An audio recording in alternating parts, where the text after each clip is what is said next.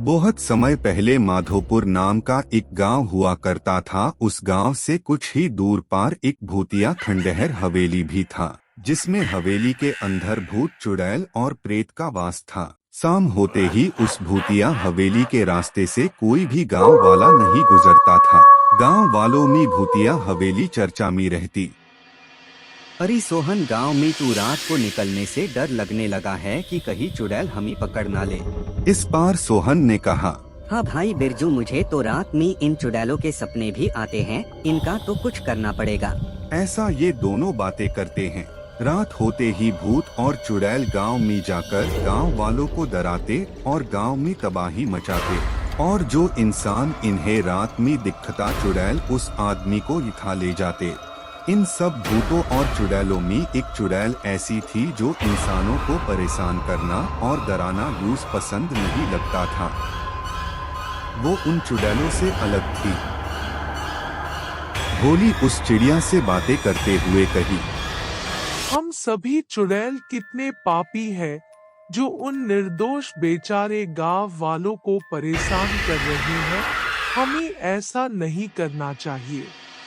भोलो चुड़ैल बातें करते हुए और भी सभी भूतों और चुड़ैल को समझाने के लिए चली गई और हवेली के अंदर आके सभी चुड़ैल से कही, तुम सब क्यों उन बेचारे गांव वालों को परेशान कर रहे हो? हमें ऐसा नहीं करना चाहिए। भोली की बात सुनकर लंबी बलों वाली चुड़ैल बोली, अरे भोली, लगता है तेरी मट्टी मारी गई है।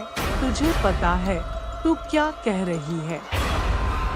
हम भूत और चुड़ैलों का तो यही काम है, लोगों को डराना। हम भूत लोग ऐसा नहीं करें तो इंसानों में डर कहाँ से आएगा? तू तो सच में भोली है।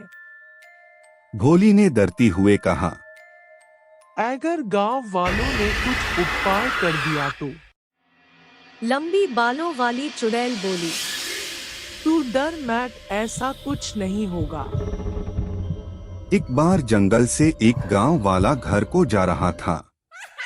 तभी रास्ते में उससे एक पेड़ पार चुड़ैल दिखी। उससे देखकर वो बहुत डर गया और बोली, मूर्ख आदमी, क्यों यहाँ आके बहुत बड़ी भूल करी है। मैं तुझे मार डालूंगी। और वो चुड़ैल उस गांव वेल को मार देती है और लेकर चली जाती है। गांव वाले चुड़ैलों के आतंक से परेशान होकर इसका कुछ उपाय खोजते हैं और चुड़ैलों से बचने के लिए ये एक तांत्रिक के पास जाते हैं और जो हुआ वो सब उस तांत्रिक को बताते हैं। वो तांत्रिक इन गांव वालों की बात सुनकर उन्हें एक चमत्कारी मिट्टी देता है और कहता है, इसे रात में अपने घर के बाहर एक लकीर बना देना और जब वो चुड़ैल आएंगी तो इसे पार करते ही जलकर राख हो जाएगी। गांव वेल ठीक वैसा ही करते हैं जैसा उस तांत्रिक ने कहा था। घर के चारों तरफ लकीर खींच देते हैं और फिर जैसे ही चुड़ैल और भूत उस लकीर को पार करते हैं, वो जलकर राख हो जाते हैं।